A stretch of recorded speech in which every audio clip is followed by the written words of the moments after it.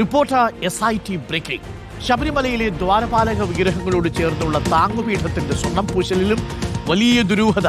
സ്വന്തം ചെലവിൽ സ്വർണം പൂശിത്തരാമെന്ന് ഉണ്ണികൃഷ്ണൻ പോറ്റിയുടെ അപേക്ഷയിൽ ഉത്തരവിറക്കുന്നത് 2020 ഡിസംബർ 30-ന്. ആ തീയതി പ്രേക്ഷകർ ശ്രദ്ധിക്കണം.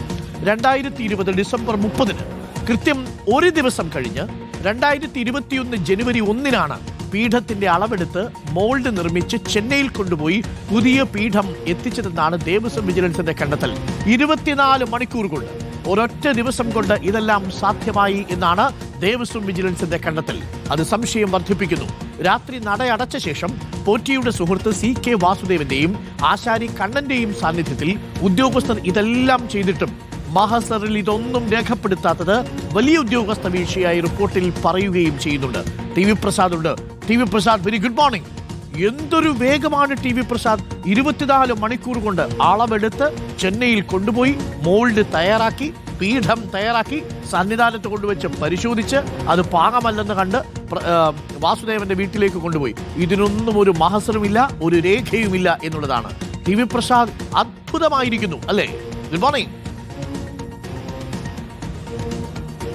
Good morning Arun. Good morning. ഉറപ്പായിട്ടും ഇത് അത്ഭുതം തന്നെയാണ്. അത്ഭുതം എന്നുള്ളത് മാത്രമല്ല അരുൺ, ഇതൊരു പിശകായിട്ട് നമുക്ക് പറയാൻ കഴിയില്ല. കാരണം അവർ പറയുന്ന ഓരോ ഉത്തരവുകളും ഉണ്ണികൃഷ്ണൻ പോറ്റിയുടെ അപേക്ഷയുമെല്ലാം ഹൈക്കോടതിയിൽ സമർപ്പിക്കുന്ന സമയത്ത് അനക്ഷറായി അതിൻ്റെ കൂടെ, റിപ്പോർട്ടിൻ്റെ കൂടെ രേഖപ്പെടുത്തിയിട്ടുണ്ട് എന്നുള്ളതാണ്.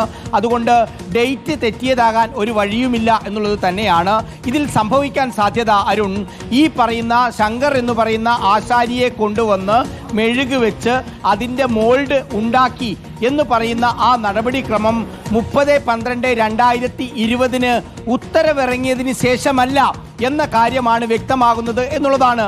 ഒരുപക്ഷേ ഈ ഉത്തരവിറങ്ങുന്ന സമയത്ത് തന്നെ ഉണ്ണികൃഷ്ണൻ പോറ്റിയുടെ കയ്യിൽ ഈ പറയുന്ന താങ്ങുപീഠം ഉണ്ട്, അതായത് വീണ്ടും ചെയ്ത താങ്ങുപീഠം ഉണ്ട് എന്ന് വിശ്വസിക്കേണ്ടി വരും. അങ്ങനെയല്ല എങ്കിൽ 30/12/2020 ഉത്തരവിറക്കി അവിടെ നിന്ന് കൃത്യം ഒരു ദിവസം കഴിഞ്ഞ് 1/1/2021 എങ്ങനെയാണ് അത് കോപ്പറിൽ ആ ശില്പരൂപം നിർമ്മിച്ച് ചെന്നൈയിൽ കൊണ്ടുപോയി സ്മാർട്ട് ക്രിയേഷൻസിൽ നിന്ന് സ്വർണം പൂശി തിരിച്ചു കൊണ്ടുവരുന്നത് എന്ന ചോദ്യമാണ് ഇതിൽ ഏറ്റവും പ്രധാനം. മാത്രമല്ല അരുൺ, ഇതിൽ ഒരുപാട് സംശയങ്ങളിലേക്ക് പോകുന്നുണ്ട്. കാരണം ഉണ്ണികൃഷ്ണൻ പോറ്റിക്ക് വേണ്ടി ശബരിമലയിൽ നടന്നിട്ടുള്ളത് വലിയ വീഴ്ചയാണ് എന്നുള്ളതാണ്. അത് ഒന്നോ രണ്ടോ കാര്യത്തിലല്ല നമ്മൾ കാണുന്നത്, മറിച്ച് മഹസറില്ലാതെ കാര്യങ്ങൾ ചെയ്യുക.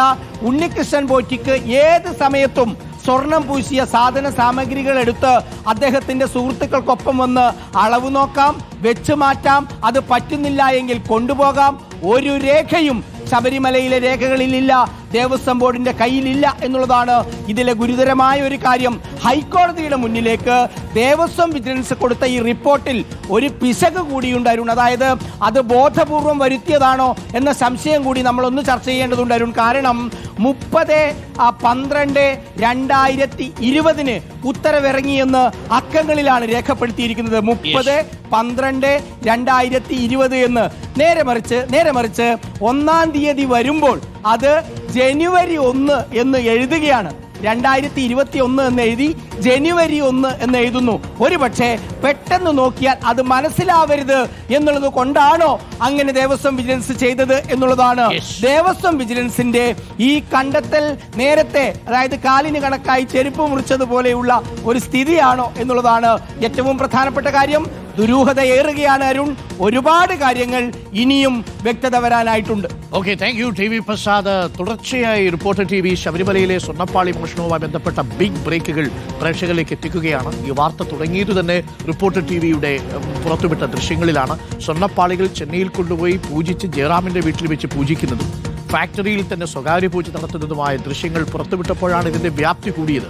ഇതുമായി ബന്ധപ്പെട്ട് കൂടുതൽ ബ്രേക്കുകൾ, ദേവസ്വം വിജിലൻസിന്റെ റിപ്പോർട്ടടക്കം, ദേവസ്വം ബോർഡിനെ പ്രതിരോധത്തിലാക്കിയ റിപ്പോർട്ടടക്കം റിപ്പോർട്ടർ TVയാണ് പ്രേക്ഷകരിലേക്ക് എത്തിച്ചത്. താങ്ങുപീഠത്തിന്റെ ദൃശ്യങ്ങൾ അതാദ്യം എത്തിച്ചത് റിപ്പോർട്ടർ TVയാണ്. അത് വെഞ്ഞാറമൂടുള്ള സഹോദരിയുടെ വീട്ടിലുണ്ടെന്ന് എത്തിച്ചത് റിപ്പോർട്ടർ TVയാണ്. വളരെ പ്രധാനപ്പെട്ട വിവരങ്ങളാണ് നമ്മൾ പുറത്തുവിട്ടുകൊണ്ടിരിക്കുന്നത്.